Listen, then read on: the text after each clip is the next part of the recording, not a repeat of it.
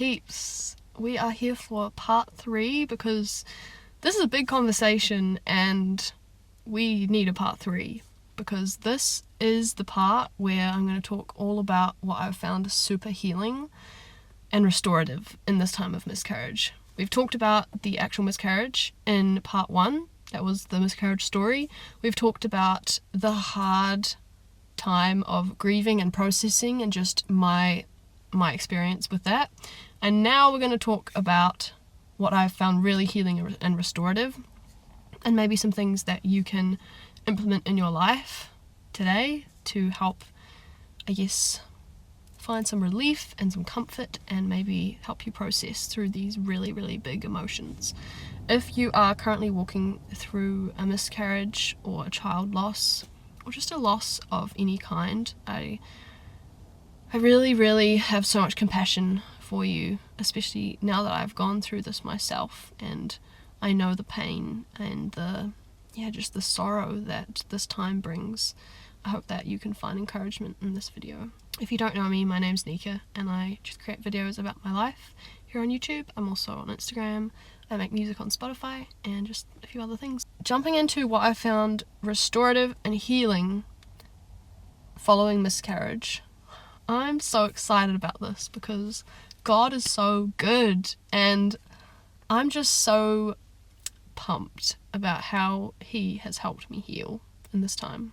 Blows my mind. We'll go over some things that I did through the whole process of finding out about miscarriage and then early days after and even now, and some things that have helped me. We can start with scrapbooking because when I found out I was pregnant, I knew I wanted to make a scrapbook, so I created a scrapbook and I started scrapbooking about my pregnancy while I thought I was pregnant. And so I had photos, I bought a little book, and I ordered some scrapbooking supplies, and I was scrapbooking excitedly because I was like, this is going to be so cute.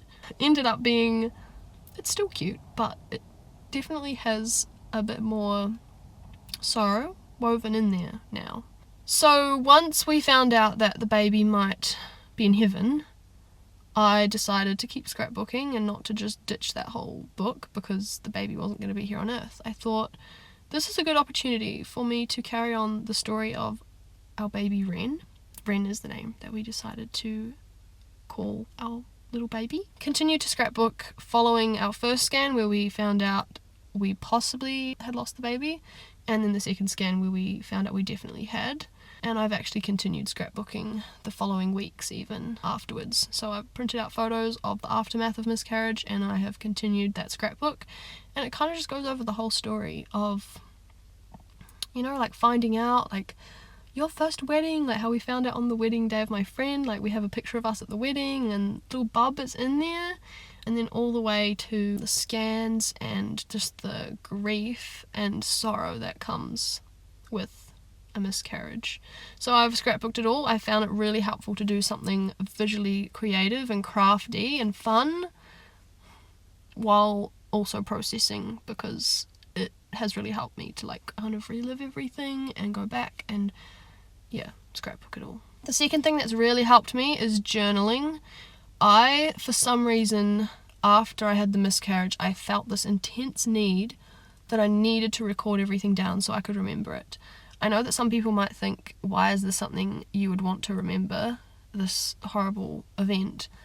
But to me, it's just not horrible. It's so sad, but I found so much beauty even within my miscarriage, which is all glory to Jesus. I would not have been able to find beauty in that without Him. So I journaled a very specific, detailed account of my miscarriage in the following days so that I'll always have it there to look back on and remember, because I definitely had this fear that I would forget things, and I never want to forget anything about this baby or this pregnancy or the miscarriage.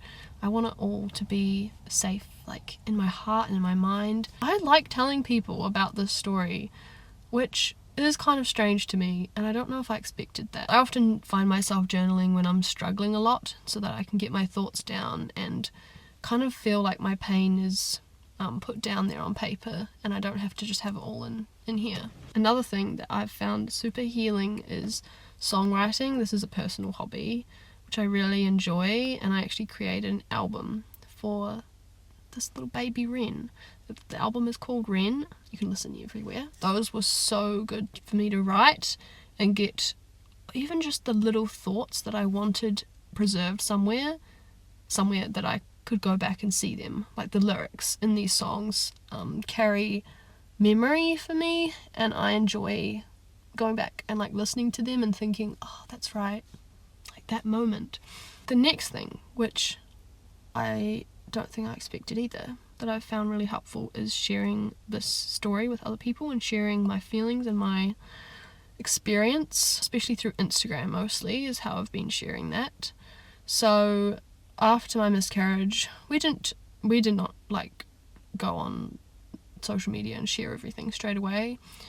We processed for about 3 weeks, 2.5, 3 weeks, and then I decided to release my album, which was basically telling the world that I had been pregnant and had a miscarriage.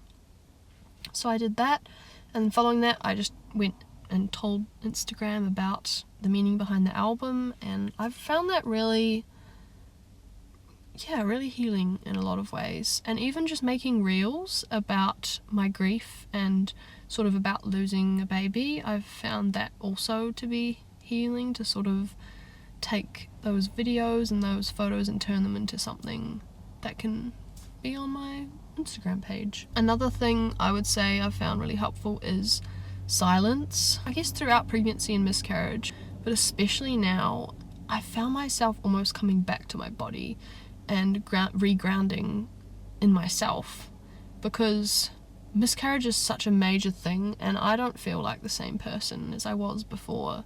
Especially in the thick of it, it can feel like I'm never going to be the same, like I don't feel like myself, and that's okay because we're always changing, and I found that I've changed and I'm going to be different now because of what has happened, and that doesn't have to be a bad thing.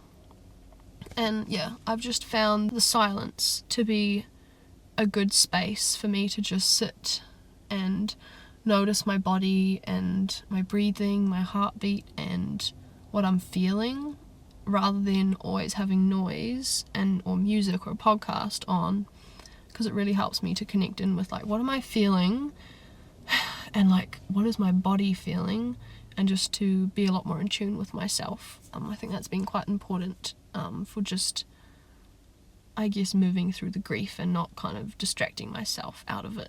Another thing I've done is I bought myself a ring to wear for Ren.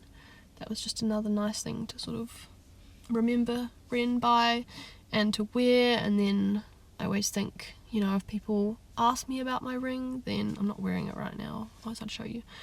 If people ask me about my ring, then I can tell them, like, this is for my baby in heaven, little Ren. My ring is a little bird for Ren. God has been so good and faithful and kind in this season of grieving and processing. There's been little miracles that he's done. One of my favourites is that not long after I had the miscarriage, I wanted flowers. I was like, I feel like I just want flowers. And so I prayed and I said, Jesus, can you please get me some flowers? Like, can you please send me some flowers? I just really like some, and that would mean a lot to me.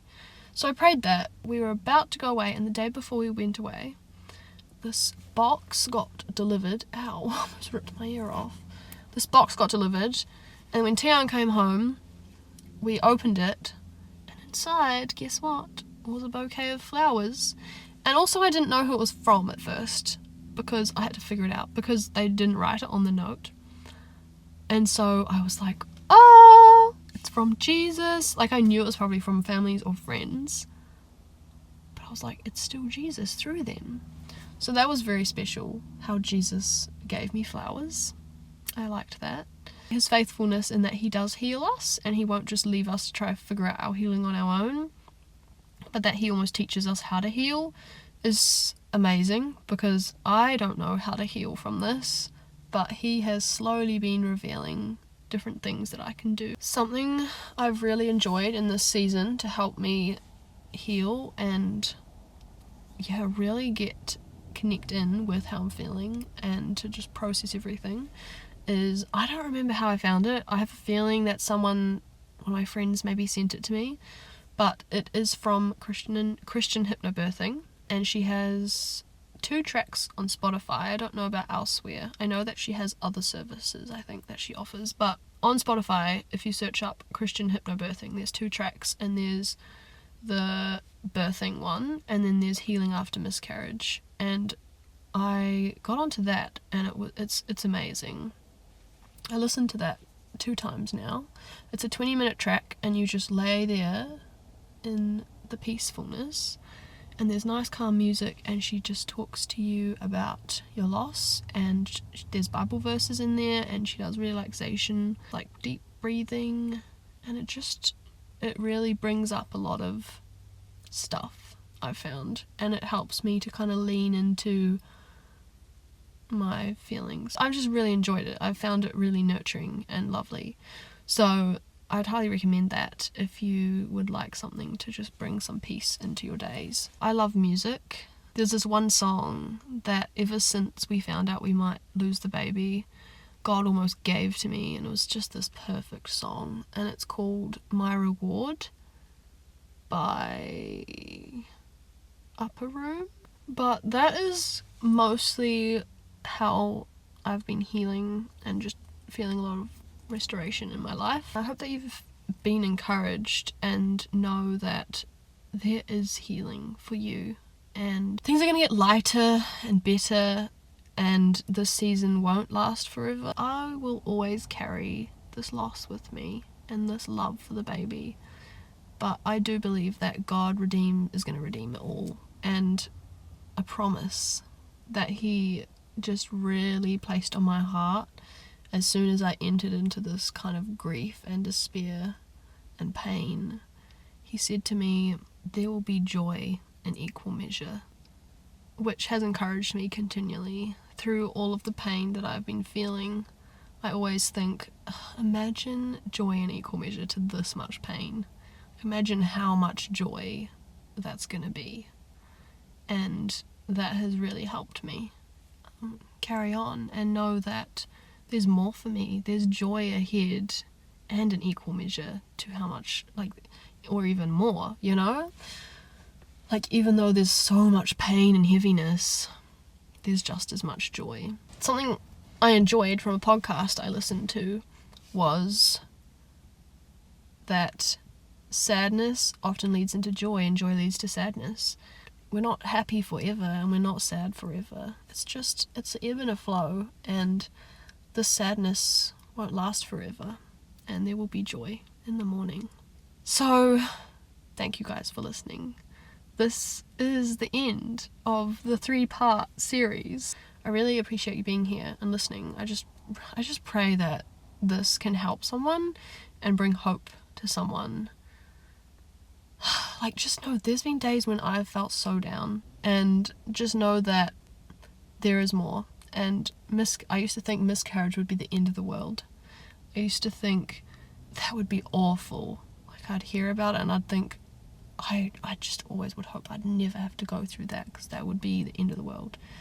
And I just remember after finding out that we'd probably miscarried our baby, we went and parked by this lake, me and Tian, and I sat there and I was staring out at the trees and the water, and I was so sad, but at the same time I looked across at Tian and I said, I always thought it would be the end of the world, but it's okay. The world's carrying on, and I just hope that you can feel that too. Thank you so much for watching. I pray that you've been blessed. Thank you for being here. I will see you guys in the next video, whatever it shall be. I'll see you then. Bye. But this choice